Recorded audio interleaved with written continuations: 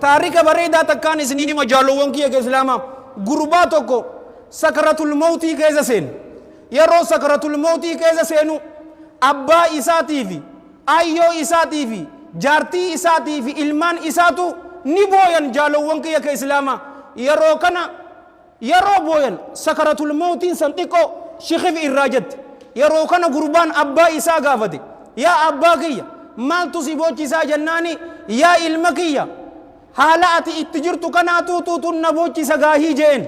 ummaa isaatis gaafate yaa ayyootiyya maaltu tuutu si boochisee akkanatti si waywaachisaa jennaani yaa ilma kiyya anaatu tuutu si dura du'a je'eetitin bar yaada qabaa ammaan tana ati na dura du'uuf deemta tanaatu tuutun na boochisaa jetteen jaalowwan kiyya ka islaamaa jaartii isaa laalee yaa jaartii tiyya ati hoo maaltu si boochisaa jennaani jaartiin isaa gaafa duraa jetteen ani giiftiidha miskiinummaa fi cinqii cufaatu siitu tuutun narraa baadhata jeetin akka giifti jiraachuu jira ammaan tana yeroo ati duute miskiina ta'eetin harka namaa mudachuuf deemaa jetteen ilmaan isaatiin yaa ilmaan kiyya isinoo maaltu tuutu isin boochisee jennaan yaa abbaa keenya nuti rakkoo takkaa agarreen beenu waan feene dhufneetuma nuu kannisiin jenna ati nuufi kannita boru harka namaa deemnee yatiima ja'amuuf deemnaa jeen yeroo kana jaalowwan kiyya ka islaamaa inni ammaan tana garagalee booyatti seen yaa ilma kiyya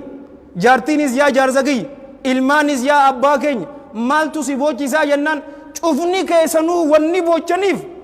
rakkoo dhuunfaa mataa keessaniitiif boochanii ana imaltuu dheertuu kanaan deema yaa rabbi tolo itti ooli jettanii naaf hin boochanii hiijeen jaalowwan kiyya ka islaamaa yeroo booyan rakkoo isaaniitiif booyan malee teetii fi miti namni guyyaa du'e dalagaa isaatii fi rahmata rabbii qabu jaalowwan kiyya ka islaamaa hawaasa isaa keessa dhuguma jirtu bakka isaan isiniin jaabar sodaa rabbii jechuun guyyaa saniif qophaa'uudha ammallee du'aa inni godha rabbiin khaatimaa teenya rabbiin waa tolchuun